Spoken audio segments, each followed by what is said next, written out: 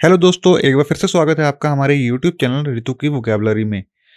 दोस्तों, आज हम फिर से हाजिर हैं आपके सामने एक और धमाकेदार वीडियो लेकर, जिसमें हम आपको सिखाने वाले हैं स्पेस रिलेटेड कुछ हिंदी और इंग्लिश के वर्ड्स। तो दोस्तों, इस वीडियो को अंत तक जरूर देखिएगा और अगर आपको वीडियो अच्छी लगे तो आप वीडियो को लाइक जरूर करें और अपने फ्रेंड्स और फैमिली मेंबर के साथ जरूर शेयर करें, क्योंकि ये वीडियो बहुत इन्फॉर्मेटिव है। तो चलिए दोस्तों, वीडियो को शुरू करते हैं। तो दोस्तों, हमारा पहला वर्ड है स्पेस। स्पेस दोस्तों, जैसे कि आपको स्पेस के बारे में पता ही होगा, स्पेस बेसिकली क्या होता है, उसको हम बोलते हैं अंतरिक्ष। अंतरिक्ष। तो दोस्तों, स्पेस का हिंदी मतलब होता है अंतरिक्ष। अंतरिक्ष। चलिए दोस्तों, हमारा दूसरा वर्ड देख लेते हैं, स्पेस ट्रैवल। स्पेस ट्रैवल दोस्तों, स्पेस ट्रैवल का मतलब होता है अंतरिक्ष यात्रा। अंतरिक्ष यात्रा। दोस्तों, जो लोग स्पेस में जाकर ट्रैवल करते हैं उनको हम अंतरिक्ष यात्री कहते हैं, लेकिन जहां वो ट्रैवल कर रहे होते हैं उस जगह को हम अंतरिक्ष यात्रा कहते हैं, यानी कि स्पेस ट्रैवल कहते हैं। तो दोस्तों, हमारा तीसरा वर्ड है स्पेस क्राफ्ट।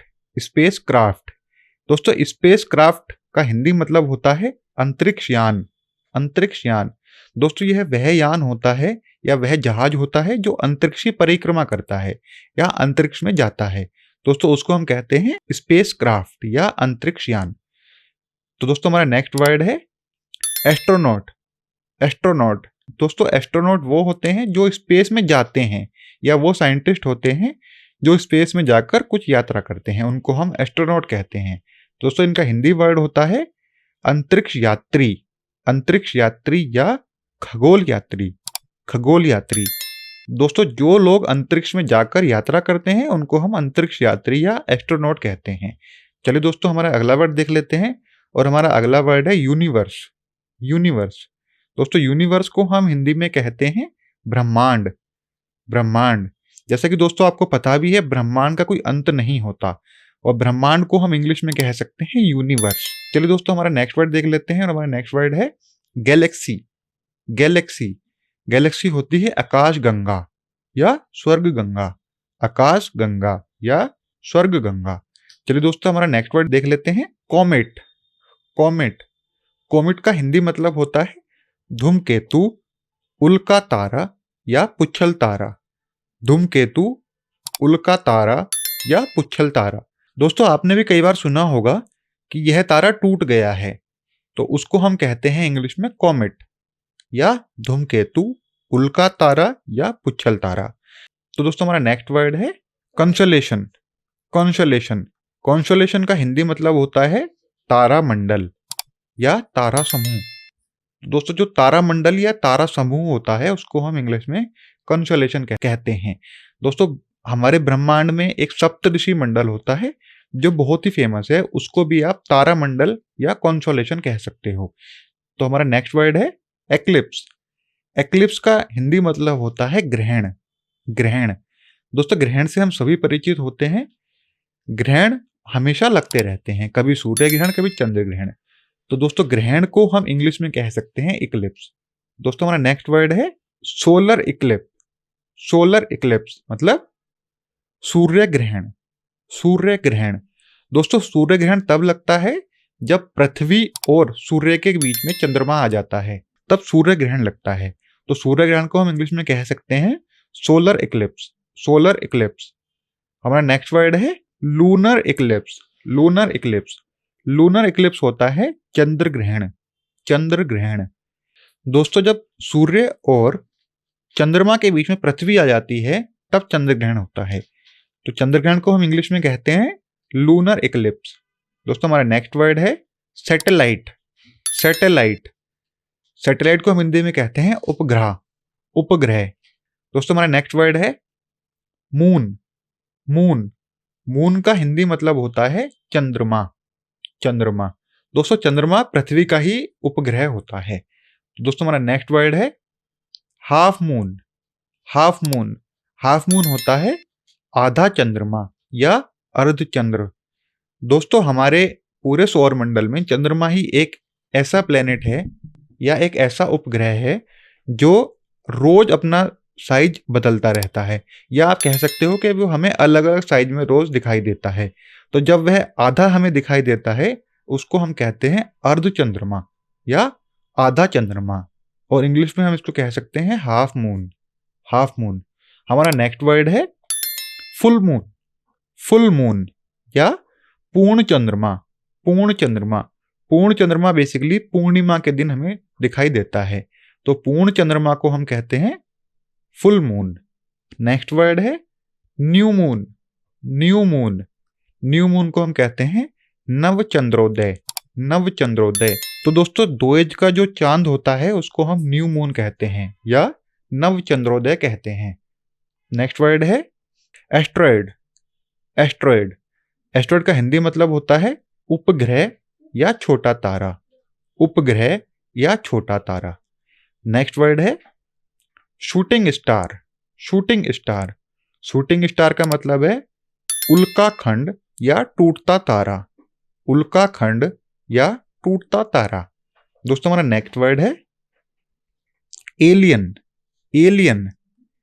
एलियन को हिंदी में कहते हैं दूसरे ग्रह के वासी। दूसरे ग्रह के वासी। दोस्तों एलियन के बारे में तो हम सभी परिचित होते हैं कि हमें यह कहा जाता है या हमने हमेशा अपनी किताबों में पढ़ा है कि एलियन हमेशा पाए जाते हैं, लेकिन आज तक एलियन को किसी ने देखा नहीं है। उसके यूएफओ के हमें अवशेष हमेशा मिलते रहते हैं। उसको हम हिंदी में कह सकते हैं दूसरे ग्रह के वासी या एलियन। तो दोस्तों हमारा नेक्स्ट वर्ड है टेलीस्कोप। टेलीस्कोप। टेलीस्कोप का हिंदी मतलब होता है दूरबीन या दूरदर्शक यंत्र। दूरबीन या दूरदर्शक यंत्र। तो दोस्तों टेलीस्कोप वह यंत्र होता है जिसके माध्यम से हम खगोलीय घटना या अंतरिक्ष होने वाली घटनाओं को देख पाते हैं। तो टेलीस्कोप हमारे बहुत काम आता है। तो दोस्तों टेलीस्कोप को हिंदी में कह सकते हैं दूरदर्शक या दूरबीन। तो दोस्तों हमारा नेक्स्ट वर्ड है सन। सन। सन को हम हिंदी में कहते हैं सूरज या सूर्य। सूरज या सूर्य। दोस्तों हमारा नेक्स्ट वर्ड है स्टार। स्टार। स्टार को हम हिंदी में कहते हैं सितारा या तारा। सितारा या तारा। नेक्स्ट वर्ड है solar system. Solar system. Solar system को हम हिंदी में कहते हैं सौर मंडल या सौर परिवार। सौर मंडल या सौर परिवार। हमारा नेक्स्ट वर्ड है प्लैनेट। प्लैनेट। प्लैनेट को हम हिंदी में कहते हैं ग्रह। ग्रह। तो दोस्तों जो हमारा सौर मंडल होता है उसी के अंदर हमारे सारे प्लैनेट्स होते हैं। टोटल जो हमारे प्लैनेट पूरे सौर मंडल में होते हैं वो होते हैं 8। टोटल 8 प्लैनेट हमारे सौर मंडल में होते हैं। सूर्य के सबसे नजदीक जो प्लैनेट होता है उसको हम कहते हैं मरकरी। उसके बाद वीनस, फिर अर्थ जहां पे हम सब लोग रहते हैं, फिर मार्स, फिर जुपिटर, फिर सैटर्न, फिर यूरेनस और सबसे लास्ट में होता है नेपच्यून। दोस्तों हमारा नेक्स्ट वर्ड है मर्क्यूरी। मर्क्यूरी। मर्क्यूरी को हिंदी में कहते हैं बुध ग्रह।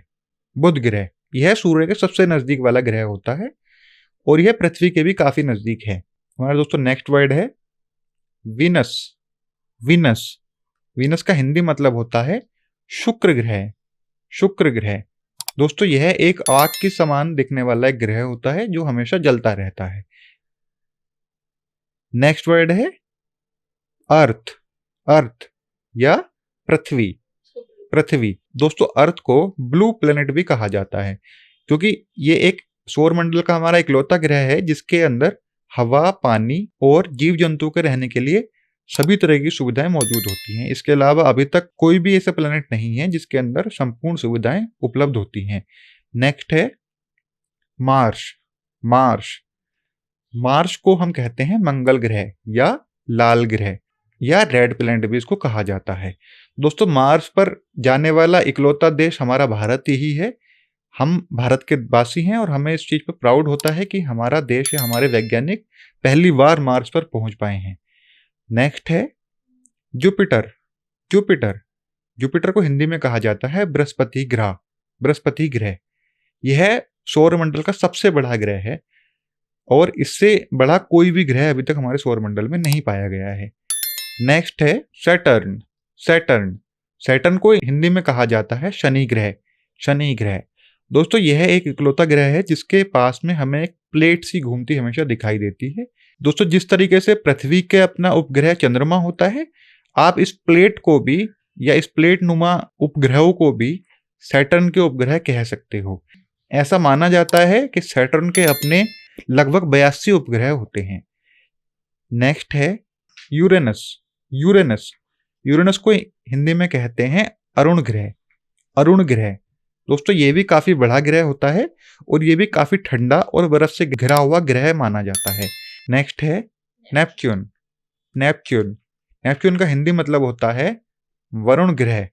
वरुण ग्रह दोस्तों ये एक बिल्कुल नीला ग्रह होता है, यहाँ तक सूर्य का प्रकाश नहीं पहुंच पाता है, इसलिए यह बहुत ही ठंडा ग्रह माना जाता है। तो दोस्तों ये कुछ हिंदी और इंग्लिश के शब्द होते हैं जिनको हम स्पेस रिलेटेड वर्ड्स में यूज कर सकते हैं। चलिए दोस्तों हम अपने क्विज की ओर बढ़ते हैं। तो दोस्तों आज का हमारा क्विज है सौरमंडल और पुच्छल तारा को इंग्लिश में क्या कहते हैं। आप कमेंट के माध्यम से हमें इसका आंसर दे सकते हो। दोस्तों उम्मीद है आपको इस वर्ड का मीनिंग बहुत अच्छे से समझ आ गया होगा। अगर आपको अच्छे से समझ आया हो तो आप वीडियो को लाइक करें, चैनल को सब्सक्राइब करें और चैनल पर बेल आइकन को प्रेस करना बिल्कुल ना भूलें, ताकि इसी तरीके की लेटेस्ट अपडेट आपको सबसे पहले मिलती रहे। Thank you.